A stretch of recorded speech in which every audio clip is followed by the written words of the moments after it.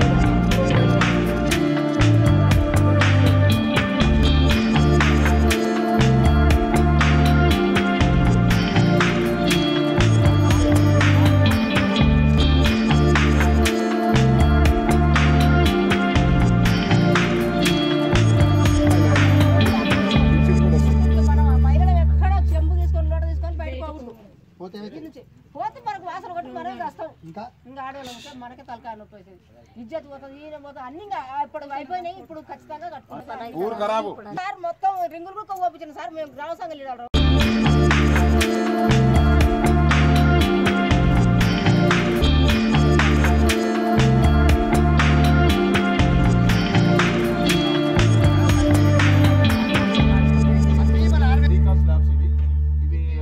చాలా గట్టిగా ఉంటాయి.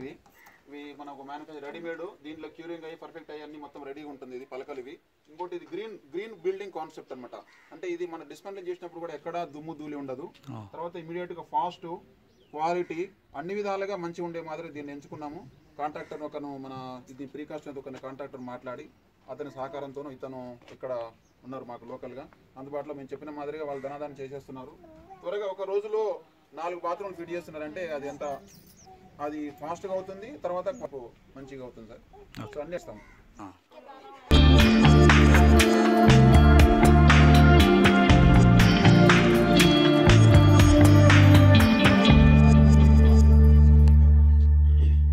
ప్రతి గ్రూప్లో 15 మంది మహిళలు ఉంటే ఆ గ్రూపులో ఎవరైతే కట్టుకున్న వాళ్ళకు ఓడిఎఫ్గా డిక్లేర్ చేస్తున్నాము. అది కట్టుకోని వాళ్ళని కూడా 100% చేయాలి అని మోటివేట్ చేస్తున్నాం. మా మండలికి సంబంధించేసి 100% ప్లాన్ తయారు చేసుకున్నాము. దీని ప్రకారంగా ఏంటంటే స్కూల్ వైజ్ ఒకటి, మహాలక్ష్మి గ్రూప్స్ ఒకటి, తర్వాత ముఖ్యంగా వార్డ్స్ వైజ్గా. అంటే ఒక ఊళ్ళో మొత్తం వార్డ్ వైజ్గా ఎవరికి లేని చేసేసి లేని వాళ్ళను మోటివేషన్ చేస్తూ వాళ్ళను కట్టించిన తర్వాత ఆ వార్డులో మొత్తం కంప్లీట్ అయిన శానిటేషన్ ఐహెచ్ఎల్స్ ఉంటే ఆ వార్డును ఓడిఎఫ్ వార్డుగా డిక్లేర్ చేయమని చెప్పేసి సర్పంచ్ తర్వాత మా సెక్రటరీలందరికీ సూచన చేయడం జరిగింది. అదేవిధంగా మహాలక్ష్మి గ్రూప్ వాళ్ళని కూడా ఒక ఊళ్ళో 26 నుంచి 40 గ్రూపుల దాకా ఉన్నాయి.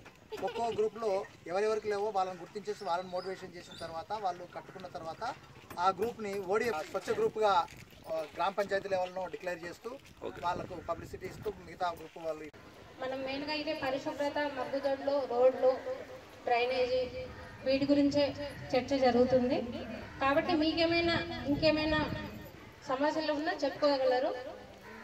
మనం ఏమున్నా కూడా అందరం కూర్చి చర్చించుకొని మాట్లాడి పరిష్కారం చేసుకుంటే బాగుంటుందని అందరం కలిసి ఈరోజు ఈ విధంగా మీరు సర్పంచ్ గారికి మీరు అందరు సహకరించి ఎవరికైతే లేవో వాళ్ళకు కూడా కట్టుకుంటే మీరు చాలా మంచిగా ఉంటారు. ఎందుకంటే ఆదర్శ గ్రామం కావాలంటే ముందు మీరు మరుగుదొడ్లు కంప్లీట్ అయినాక డ్రైన్స్, ఇప్పుడే సర్పంచ్ గారు అడిగారు సీసీ రోడ్లు లేవని, డ్రైన్స్ లేవని, అవి కూడా పొజిషన్ ఏ విధంగా ఎట్లా మనం వాడుకోవాలి దాని మీద దృష్టి కేంద్రీకరించి అవి కూడా చేయడానికి నేను ఆఫీసర్స్ తో మాట్లాడి మీకు చేస్తానని చెప్పి సభాముఖంగా హామీ ఇస్తున్నాను. ఏ విధంగా అయినా సరే దాన్ని ఏ విధంగా చేసి అన్నిట్లో ముందు ఉందామని